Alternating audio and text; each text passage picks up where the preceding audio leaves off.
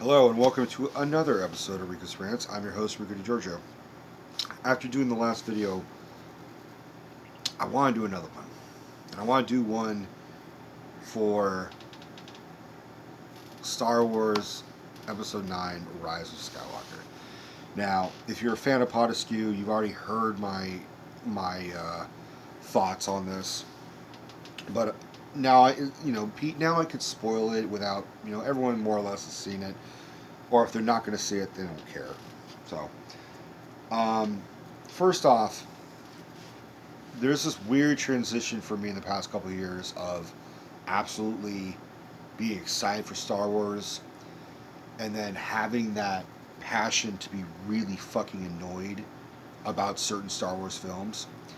And then I had a weird feeling before this movie came out. When I saw the trailer, I was like, alright, I'm into it.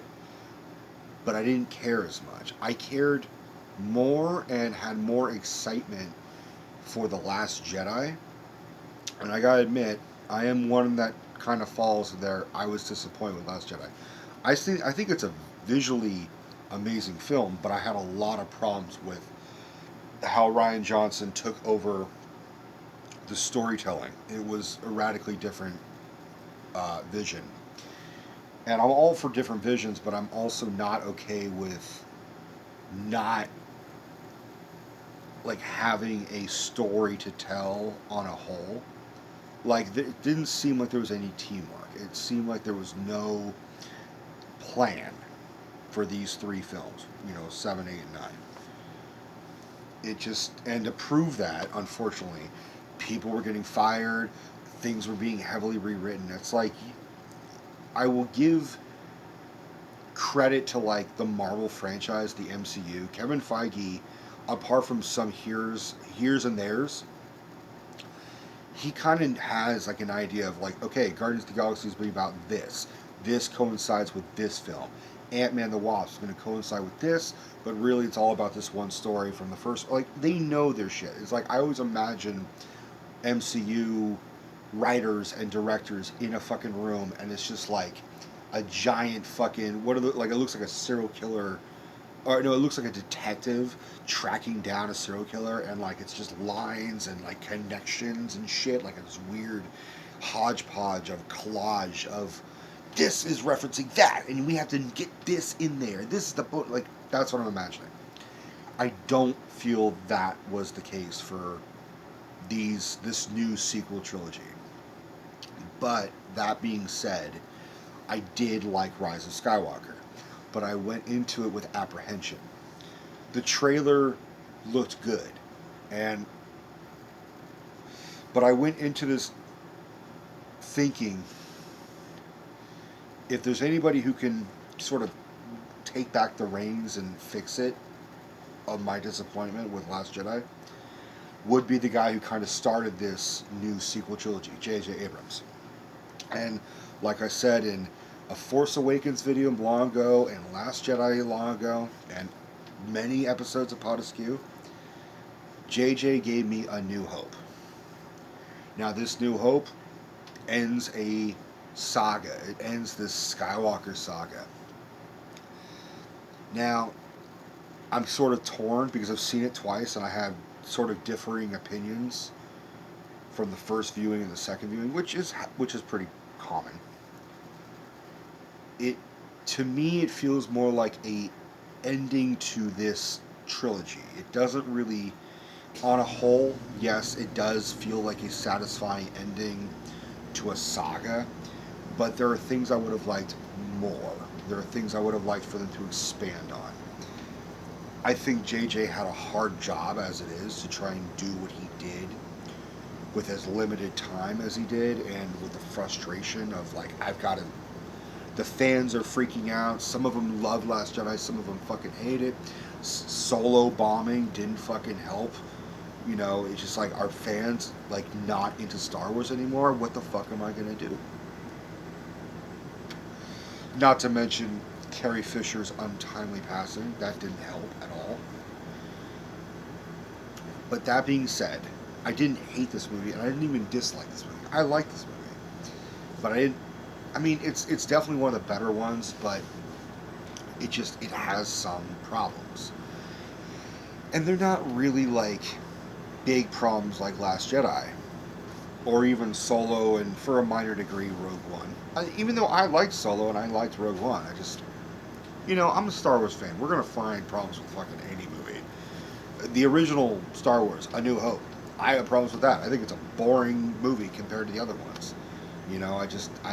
I have problems with Alec Guinness as Obi-Wan Kenobi not remembering R2D2. I have problems with just little nitpicky shit like that.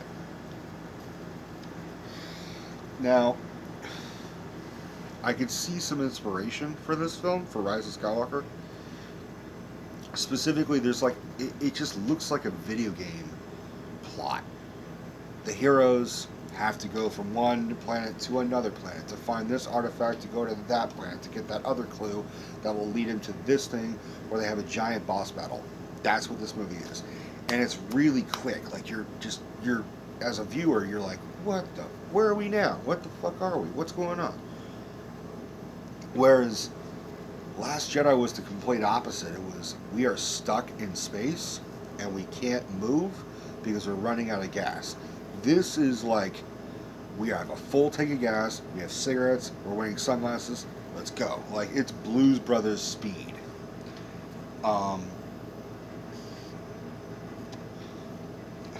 So, Rey is now becoming more or less a full-fledged Jedi, being trained by fucking Princess Leia, or General Organa. She's fucking Princess Leia. I'm General bullshit. Which I'm okay with. I thought out of all the things that I could ever complain about, it would never be how they handled Carrie Fisher's passing, as well as Princess Leia's death. I'm sorry, Princess Leia's arc. I thought, well, yeah, Princess Leia's death. Okay, let's put it that way. She dies in the movie. Spoiler, sorry. I thought they handled it as well as they could.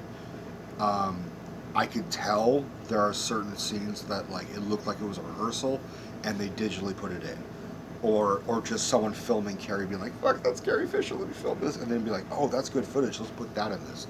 There's a part where she speaks to someone, Grunberg, and he says something really depressing, and she's like, "Can you not say it like that?" And he's like, "Okay," and he says it all optimistic and perky and peppy. To me, that almost sounds like Carrie Fisher was admonishing an actor, being like, "Can you try again? Can you act better, dude?" And them finding every footage they had and trying to rewrite to include it, which I actually would prefer.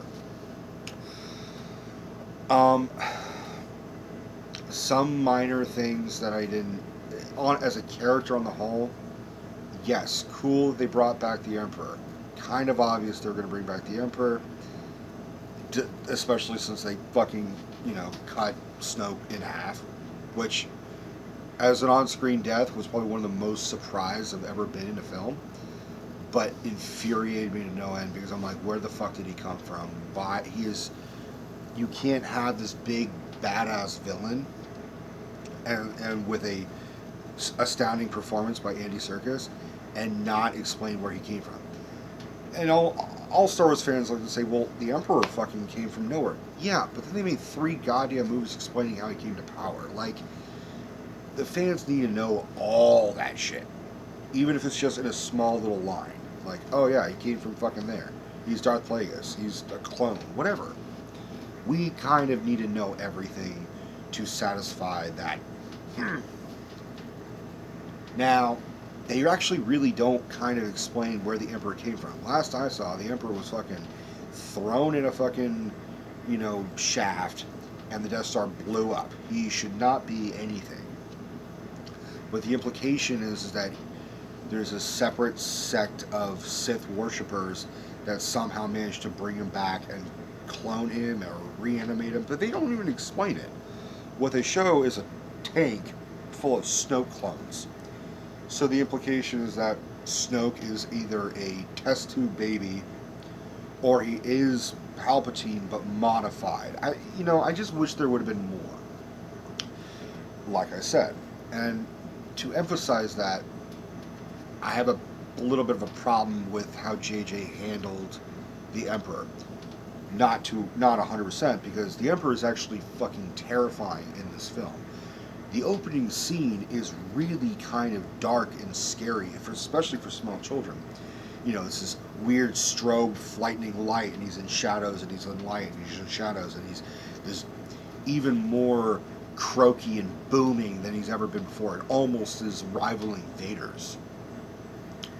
And Kylo Ren goes to like find him and kill him so that there's no one else who can challenge his dark side power. And what I did like was that as Kylo Ren's kind of looking for him, you hear the Emperor's voice taunting him, and then it changes to Snoke's, and then to Vader's being like, "I've been every voice you have ever heard," like all these different voices. I thought that was well written because I had this theory that Anakin, Kylo has been communicating to his grandfather. He's been communicating to Vader. We got that in Force Awakens. Like we knew that a Vader voice was talking to him, and I had this theory that, well, Vader turned to the light side. It wouldn't be Vader. It'd be Anakin. But why would Anakin do that? So I had the theory of, what if there's two separate, Force ghosts? There's a balance. There's a dark side and a light side. So theoretically, there'd be a light side Anakin blue Force ghost somewhere, and then a dark red silhouetted Vader Force ghost. And I really like that. I had this great idea of Kylo being torn apart by these two conflicting Anakin Vader Skywalkers, like a devil and angel on his shoulder, just like tearing him apart. And that was the conflict. He's worshiping these two men, the same person, but they're radically different. But I also do like the fact that it was Palpatine all along fucking with him from afar. And weird, voice changing projection thing. Like, the Force is weird. That's not how the Force works. Well, who the fuck knows? But back to Palpatine. That's my point, is this character is conniving, he's cunning, he's a master fucking manipulator. And he's able to literally be in the shadows and control and fucking puppeteer everything.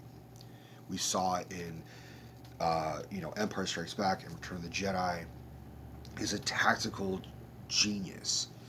And then we saw him in the prequels 1, 2, and 3 as a rising senator and chancellor and supreme chancellor and start a war on both sides and play both sides to make his own uprising and become an emperor and the downfall of the Republic and the rise of the Empire and the rise of the Sith and the end of the Jedi. And he did it all under the Jedi's noses. Like, they were having meetings with the motherfucker and they had no idea this dude was the Sith Lord that they were looking for. Not to mention, they hadn't even they had known that the Sith were extinct for 1,000 years. So all that, same guy, he's brought back to life. He has an immense army of support from the Sith. He's somehow able to create life like Snoke and put Snoke in a, you're now Grand Supreme Leader, blah, blah, blah. Start the First Order, bring power, bring all this shit, at the same time construct a whole fucking fleet of Star Destroyers that all have the capabilities of destroying a planet like the Death Star. There's like 50 Death Stars, and they're all able to fucking maneuver a whole lot easier than the Death Star. And then he tells everybody? He tells the Resistance and the galaxy that he's back? I have big problems with that. But I'm now a Star Wars fan where I'm like, I don't give a fuck as much. But if I have to give a fuck, that's sort of one of the things that I'm like, he did the fucking Bond villain thing. He blew his load. The Emperor that we all kind of grew up with would have been like, I'm just going to launch a fucking attack. None of them are going to be they're all going to be caught with their pants down. They're just going to have no way of defending themselves because they were never in a million years thinking, oh, you remember that dude, the Emperor from 30 years back? Yeah, he's back. Oh, and look, all these starships can destroy us. Like, we better bow the fuck down. That's really. I'm just saying, JJ, like, that was some. Whatever, man. Like, that's my biggest issue. I also have a slight issue with, like, the Goonies artifact thing, the dagger that has like the thing that comes out and you hold it in front of the Death Star, it reveals the location, just like the Goonies where they're holding in front of like I think I have a match. You know, it's the implication that this whole thing is like we're on a crazy Indiana Jones adventure. We're finding an ancient Sith artifact from thousands of years ago. It's a dagger that is really only 30 years old. Like the someone had to go there, take a dagger, and be like, I'm gonna make a clue right here. I'm gonna put this little fucking weird sleeve attachment thing, and like write an inscription. I'm gonna do it in a dead language. Who wrote that language? If it's an ancient Sith, so I guess the implication is the dagger is ancient with the Sith language, but then that fucking other dude that we never see who was dead and like the bones are in the cavern with the giant weird snake thing. He made that and like what and you know, this movie did a great job, but like, I want more. You know, that's the problem is that as film goers, it's not so much that we have to fill in the blanks and use our imagination. It's just we want to know everything. Marvel franchise did it. Star Wars, the original Star Wars movies did it. I mean, like I said, I mean, we still haven't forgiven some of the prequels for like, who the fuck was Sifo-Dyas? How'd that happen? Oh, the whole clone things and Plagueis and shit like that. Like we want answers, motherfucker. And then they write books, and none of us read the fucking books, or some of us read the books. Or they make TV shows, and they give us some of the answers. What happened to Darth Maul? Oh, he's back in fucking Solo. Weird. Oh, well, in order to find that out, I had to watch Clone Wars. In order to watch that, I had to watch Rebels. Just give us a fucking movie with all the explanation. Jesus Christ. All right, now moving forward. I like that the band is back together. I really dug that. I like that they kept everyone.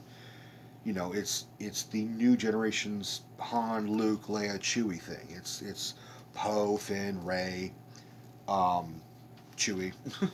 There's a couple new droids. There's R2 and C3PO. There's BB-8 we know and love.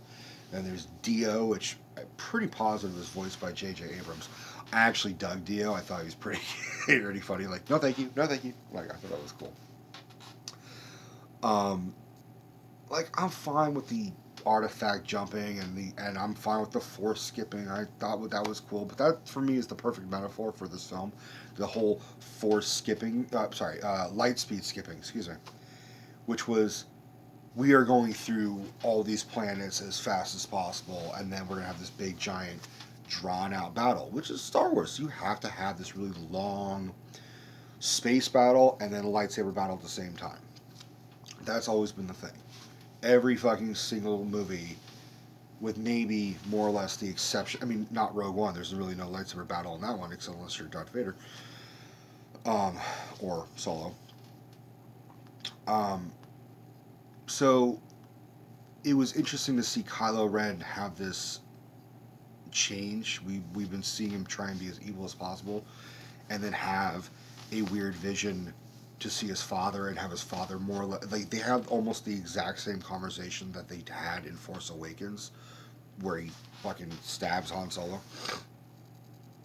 And it was a complete reversal. It was like, I don't know what to do and I need your help. And he's like, yeah. And then he throws his crossguard lightsaber and rejects the First Order and then goes to the Gap and puts on a fucking Gap shirt.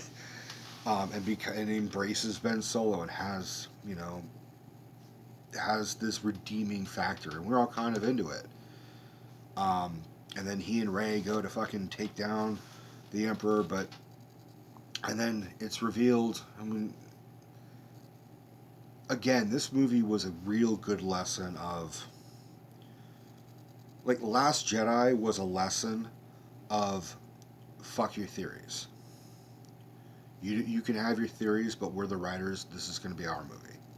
We're making it for you, but if you want to have your own Star Wars theory, make a Star Wars film. Do something. Write your own fan fiction, whatever. And then Rise of Skywalker was the acknowledgement, like, hey, we know your theories. We're going to try and satisfy some, but let it go. And for me, it was the whole Rey Palpatine thing. I gotta admit, I thought my theory was better. Her being a Palpatine was kind of like, okay, I get it, I see it, I believe it, it's satisfying, but I thought mine was better. My theory was I thought she was going to be a clone of Anakin. I thought she was going to be the reincarnation, the reincarnation of a chosen one. That's why she was so powerful. That's why the Excalibur lightsaber called to her, and when she touched it, she had all those visions. That's why when she went into the fucking on Luke's weird island planet thing, Octu and Actu, she went in that pit thing and saw the multiple copies of herself. I thought that was obviously an example and a message that there's multiples of her. That's what I thought. And then for her to be a Palpatine kind of just made those other scenes kind of just really not be. It doesn't, now they don't make as much sense. And that's what I think. I think like JJ was like, all right, let me. I think almost like JJ like went online and looked and it's like, oh, people fucking hate this clone theory. Fine, fuck it. She's Palpatine's granddaughter. Who gives a shit? Fuck it. Fuck. Just, I'm done. God damn you, Ryan Johnson. But I'm okay with it. It's fine, but I just like my idea better. But I also have questions like Palpatine originally wanted Kylo Ren to kill Rey. Like he said, kill her, kill her. So what if Kylo did kill her? Then the Emperor's like, fuck. Why? Why? Because then later he's like, I want you to kill me. I want you, Rey, my granddaughter, to kill me so that I can go into you. Ew. Like, I get it, like all the Sith would like transfer into her and then she'd be overcome with evil and then become Empress Palpatine. But ew. And then she says no, kills him, but it's more of out of act of defense. But that still doesn't transfer him into her. And the whole lightning defense thing is weird because like Mace Windu did it to him before he got all pruny, and it made him all pruny, but it didn't weaken him. He actually was like faking, like, I'm too weak, don't hurt me. And then like, you know, Mace gets his hand fucking cut off, and then he's like, unlimited power. So why is like all the Force lightning back at him melt him like fucking Raiders of the Lost Ark shit? Like I have some like there's questions. Like I like the movie, but I'm like, time out.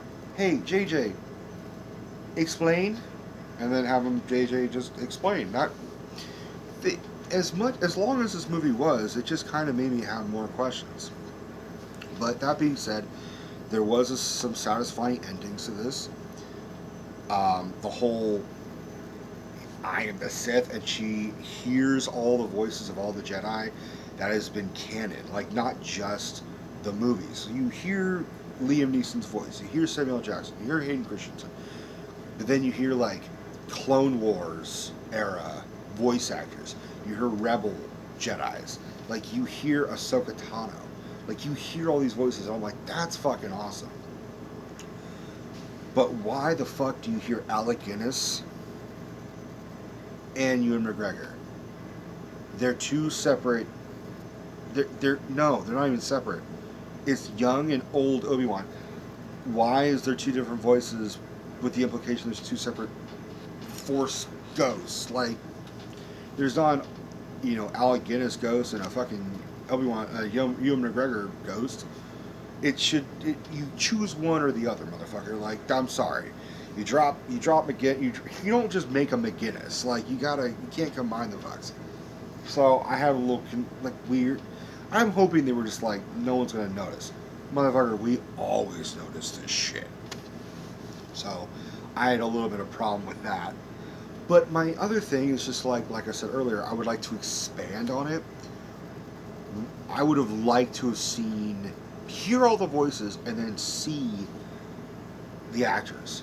They don't have to do shit, but they all have to stand behind Ray. They just stand there all blue.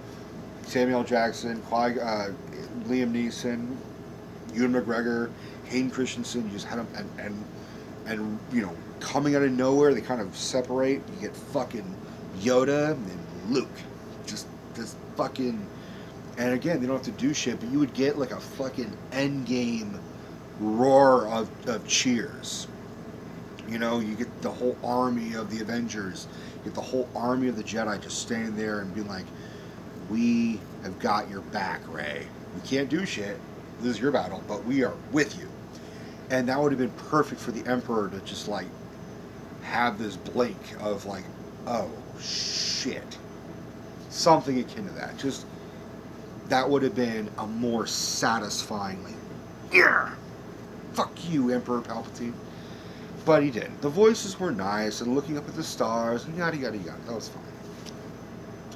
So that's what I'm saying is like I can't go into this thinking like this is the movie made for me because it's not. The movies made for me were like Empire, Jedi, even Revenge of the Sith to a certain degree. Like those are the ones that I will fondly remember from childhood. These ones I'll look at and be like, I wish they did it right. I wish it would have. It's still great movies to a certain degree. I was always kind of in support of Disney taking over Star Wars. There's Force Awakens was a phenomenal film as far as I'm concerned. I just they need to fucking sit down and lock the door for like a whole day and be like, we need 3 movies, go, go, go. You tell me your vision, you tell me your vision, you tell me your vision. Let's work out all the kinks. Let's give each other's like fucking cell phone numbers and email addresses. So if there's, and we just constantly trade scripts and be like, that doesn't work for this script because of X, Y, and Z. And then you go it all to one fucking person, like a Kevin Feige, and fucking have him read the whole damn story and be like, yep, it works. I like it. Let's do it. All right, we're going to film this one first, that one second, that one third. Like, that's how you do it. You don't fucking fire writers. You don't fire directors. You figure out what you want and what you don't want from the very beginning. That's how you do it. I liked it. And I'll buy the DVD and I will fucking, I'll still be a Star Wars fan. And now I'm more curious, like, what is going to happen next. They say it's the end of the Skywalkers and the end of the saga. Yeah, okay. They're going to make a whole other trilogy. It's not going to have anything about Luke. It's going to be this. It's going to be that. One final thing. The final scene. Rey's visiting Tatooine. And she's got Luke's lightsaber, which is really Anakin's lightsaber, and Leia's lightsaber, because we find out Leia actually did train to become a Jedi and then like made a lightsaber, which was fucking cool. And hers looks badass, by the way. I really like the handle of hers. And she goes to Tatooine and she buries them in the sand, which I'm like, okay, fine. Final resting place. She can't go to Alderaan. Sorry. So, and then someone passing by says, "Who are you?" It's like, "Well, I'm Rey." He's like, "There's no one been here for fucking ever. Who are you?" And she's like, I'm Rey." Like, Rey what? And that is the weird thing is like everyone gives a fuck about last names in this movie. They really laid on thick. Rey, what's your last name? Like, I'm Rey. Like, we were fine with Obi-Wan Kenobi. Well, okay, Kenobi's his last name, but like, I had no like Yoda. Like, I am Yoda. What's your last name? I don't have one. Fuck you. We were all okay with that. But like, they really are hamming up this last name thing. And then she kind of looks off in the distance, which I gotta imagine the other person's just kind of like, "Hey, I'm talking to you. What are you fucking waiting? Like, I asked you what your fucking name was 20 seconds ago. What are you doing?" and she sees Luke and Leia, and they're just kind of force ghosting, and they're just kind of standing there, and they kind of like look at her like, yes, we approve, and then she turns and says, Skywalker, and then the movie ends. That's the Rise of Skywalker. I like it, and I've heard and read other people say like, I rejected my family. I grew up in a very dysfunctional household, and I rejected it, and I got to choose my own name with the blessing of another family, or I got adopted, and all those stories. That's really nice. But if I was writing this thing, I would have been like, she should say the fucking name Palpatine. That's 100. She should have just said Palpatine. You can't just end it like that. You have to say, because the old bitch would be like, Palpatine, the motherfucker who like tortured us and was a tyrant, the Emperor, fucking 60 years ago. Like, I remember when he was senator, when I was a little girl, like all that shit. You have to have like an additional dialogue of being like, I'm his granddaughter, and I am not like him. His name will no longer be associated with evil. I'm going to bring it back and make it a sign of good as a spit in his eye. I'm a Jedi, not a Sith. It almost could have been a tweak of, like I am a Jedi like my father before me. Like I am a Palpatine, but not like my grandfather before me. Something akin to that. I mean, I'm not a writer, but I have ideas. Just to fucking put that out there. I thought Skywalker's fine, but it's really, these are obvious things, like we knew the Emperor's coming back, obviously from the trailer.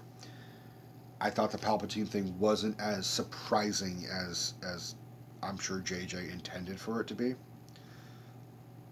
But like there's surprising and then there's what Last Jedi did. You know what I mean? Like there's risks and there's too much risk. There's too much of a like this fucks up everything.